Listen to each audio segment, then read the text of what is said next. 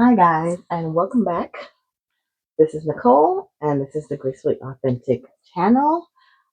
Today, we are doing a week one recap for our 9-day fitness challenge.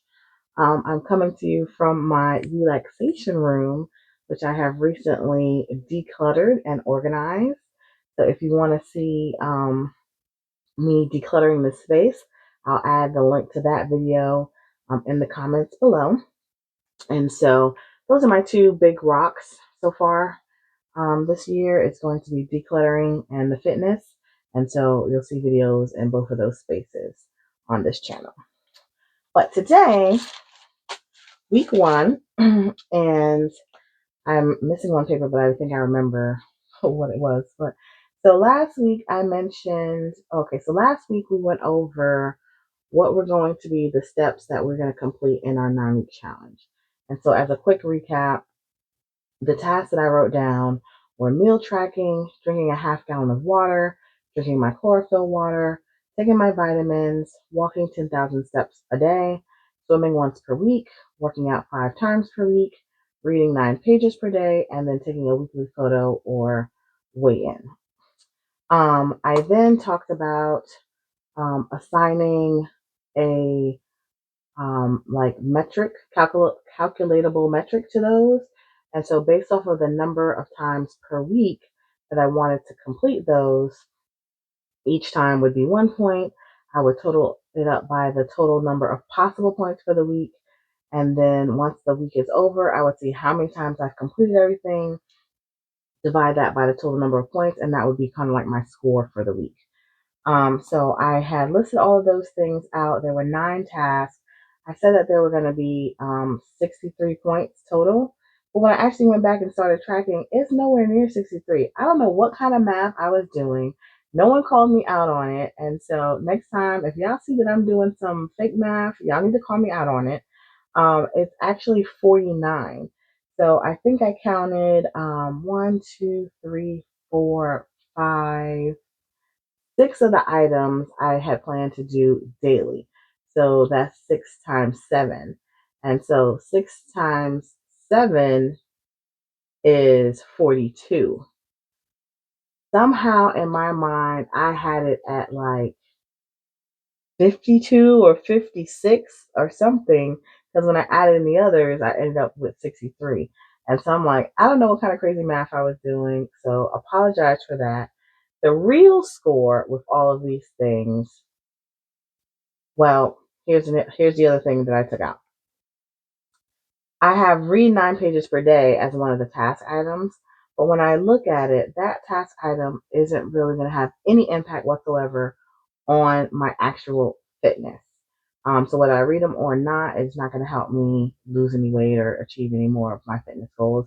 So I decided to take that out from the fitness tracker, and now I may put it into my other tracker that I'm working on a morning routine schedule, and so I'll need some tasks for that. But as of now, I've taken it out of here. So now we'll only have 8 things, unless I can come up with something else later. And then those 8 things total up to 49. So 49 is our new number, not 63 in this case. I was really feeling my numbers. I was with the nines, I was with the 63s. I was really feeling it, but unfortunately, it didn't work out. So unless I add more stuff. But for right now, the number is 49. So if I look back on my week, I have been tracking in my phone. And what I'm working on is just a online tracker in my Google Sheets that I can use so that I have it with me if everywhere that I go. And then as I complete something, I can just go into my Google Sheet and check it off. So when I'm done putting that all together, I will be linking that so that way you guys have access to it as well, just for your own tracking purposes. And so if I go over my score for the week, my score for the week was right around like a 42, 43%. So that's not great. But that is, I kind of figured that was going to be around where I landed for this first week because I kind of needed to ramp up. I mentioned that I don't like the meal tracking, and so of course I did zero of that this week. I think I started Monday with what I ate for breakfast, and then I never wrote anything else after that. Um, So I thought I was going to write it manually. And so I started writing it in a book, but then I realized I'm not going to carry this book all over the place, which is why I'm doing the Google Sheets for tracking other things like these habits. And so then I was like, well, maybe I'll just add a sheet into that for food tracking. But it's I was talking to a friend and she was like, yeah, I just use my Fitness Pal. So I think I'm going to leave it like that. If you have an app that you like to use for your meal tracking, go with the app. I did use my Fitness Pal in the past. I liked that before you could scan the barcodes and it'll bring in all the nutrients. They've changed that to be like a premium feature now. So now you have to have a paid account in order to do that. But I'll still use it. I don't have a paid account. Um, I'll see if I need to get one at some point, but I'm going to work with not having it and entering everything in manually. All that to say, 0 points for meal tracking, so that's 0 out of 7. To drink my half gallon of water is 5 out of 7. What typically happens is I start losing track on the weekends. So I made it Monday through Friday, no problem. Saturday and Sunday, I'll get up later, I'll go out and don't carry the water with me, things of that nature. So I need to do better with getting that intake up on the weekends. Chlorophyll water was the same, 5 out of 7. Same weekend situation. My vitamins were 2 out of 7. I only remember to take the vitamins twice this week. Typically, I put them in like a little um, pill carrier and put it in my lunch bag, and I didn't have it in my lunch bag this week. And so because of that, usually when I like have my breakfast or lunch at work, I'll see it in there and I'll just go ahead and take it. I didn't have that, so that slowed me down. So far, we're at a 0, a 5, a 5, and a 2. The walk 10,000 steps is also a 0. I also started writing down how many steps I was doing each day to see if I'm at least trending up. I only did that like once. I did like 4,500 earlier in the week. Then one day I forgot my watch at home completely, so I have no clue what I did. Then I think I did it was like maybe 5,000 and then 6,000. So I'm trending up. I just didn't make it to the 10,000 this week.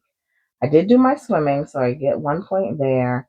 And then for my workouts, I did one on Tuesday, two on Wednesday, two on Thursday. Yeah, so I got all 5 for the week. The pages I told you I've taken out. I did some reading, but even the days that I did read, it wasn't full 9 pages. I don't know if I showed you, but I was looking at some nutrition books as the books that I'm reading during the challenge, and those are going to be slow for me because they're just, um, they're harder to get through. There's some like scientific terms in there. There's also some like anecdotes with like patients and stuff that they've seen improvements. And so it's just a slower read than if I was just reading something for fun. And then I did do my weigh in and weekly photo. So I got 5, 10, 12, 13, 18, 19 points out of 49. So that's where I'm around that 43% mark. You can do the math in your calculator. You see, math has been giving me a hard a hard time lately, which is so funny because this episode is really going to be like a math episode because last week I told you that we would work on calculating our TDEE this week.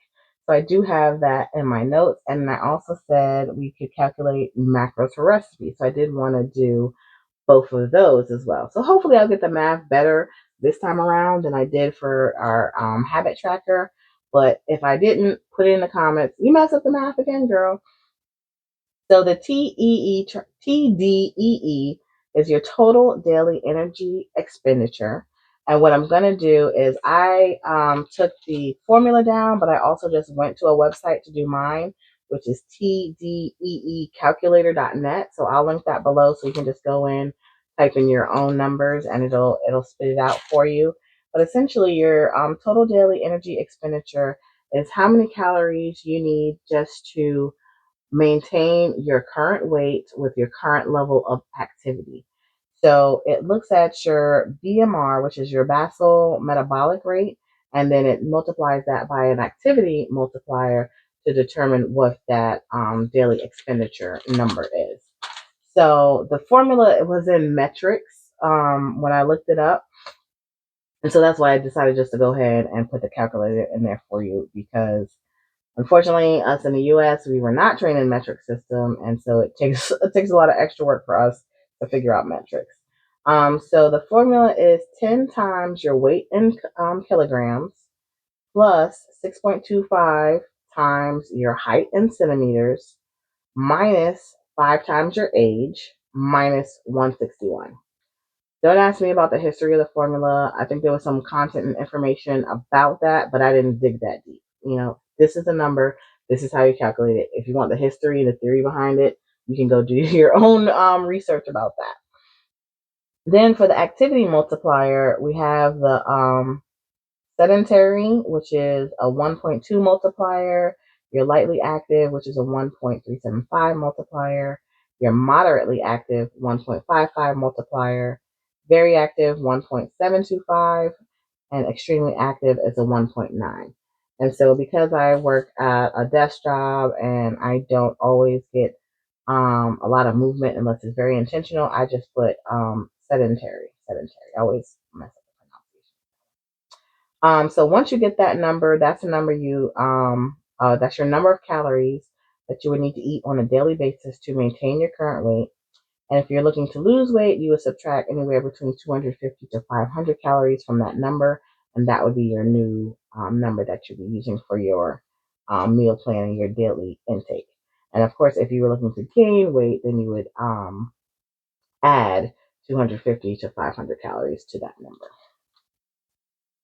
So that's how you calculate it. In this website that I use, it also broke down the macros, protein, fats, and carbs based off of a moderate number of carbs, low number of carbs, and a high number of carbs. So I use the moderate number of carbs.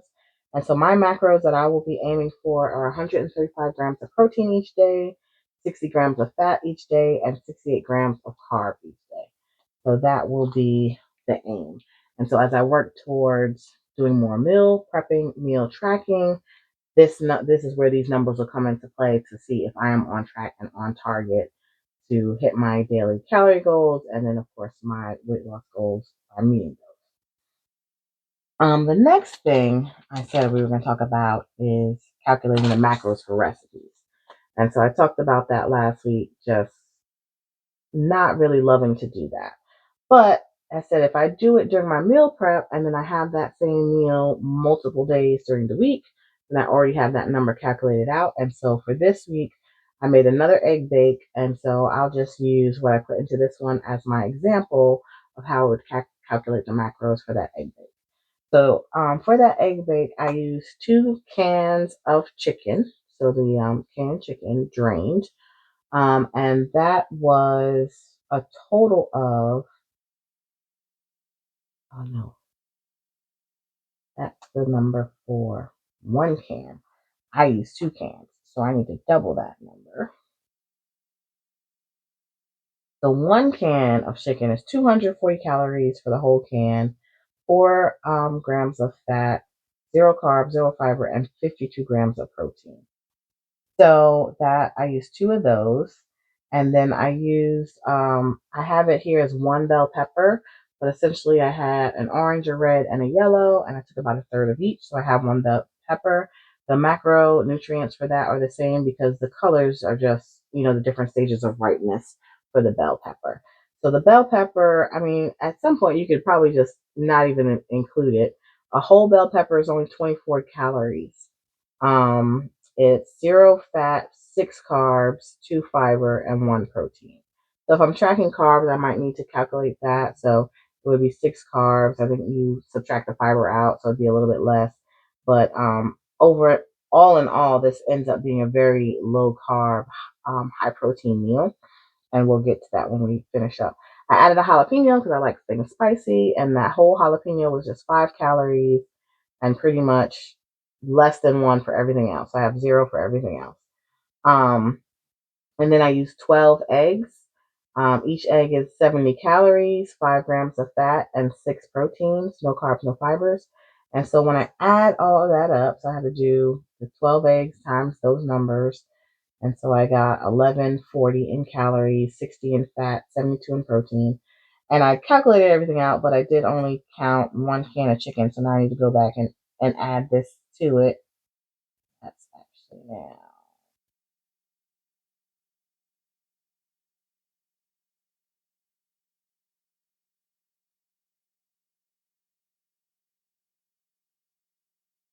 Okay, and I don't have my calculator because I'm recording on my phone. So we'll see what I got here.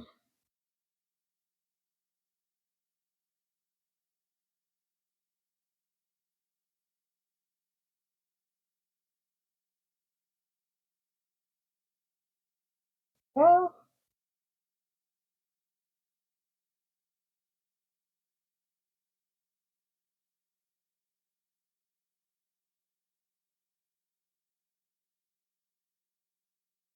sorry for the dead air while I do my calculations. And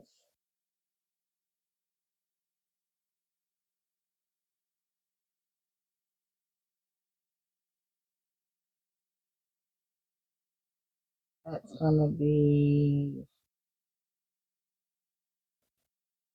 All right, so my egg bake that I made, 12 eggs, 1 bell pepper, 2 cans of chicken, and 1 jalapeno. I've added that up and I'm going to make 6 servings out of that. So I take all of these numbers that I've added up and divide it by 6 to get my calories per serving. So in this case, 1 serving of this egg bake is going to be 275 calories. Um, 2 fats. No, 8. Yeah, whatever here. 11 fat. So 275 calories, 11 grams of fat, 1 carb, less than 1 fiber. So I just rounded it to 0.5, less than 1 gram of fiber, and then 29 grams of protein. So that's pretty good for that. And so that's how I would calculate that, and then I would just put that in my fitness pal. Now, if I can make the same recipe every week or every other week and limit that, once I go into my fitness pal, I can add it and save it as a recipe, and then I'll always have that in there. So as long as I don't stray too far from the recipe, I'll already have the macros in here. Sometimes I do like cottage cheese in there to add more protein, but this has got a pretty high number of protein because this is my first time using the canned chicken. But so that's how we calculate that. And so those were just a couple of calculations that I wanted us to be aware of as we go through the program. So all in all, we talked about my week, just 40 something percent tracking, but I did get my workouts and those are pretty good. My pool swim was my first time back in the pool this year, and so it felt good to be back in the water. And then my activities at the gym have been good. I mentioned to my trainer that I was interested in doing a high rocks, and so now she's putting some training for that in there. And so that's really got me like, girl, what are you thinking with this high rocks? But also still kind of excited to move forward with it.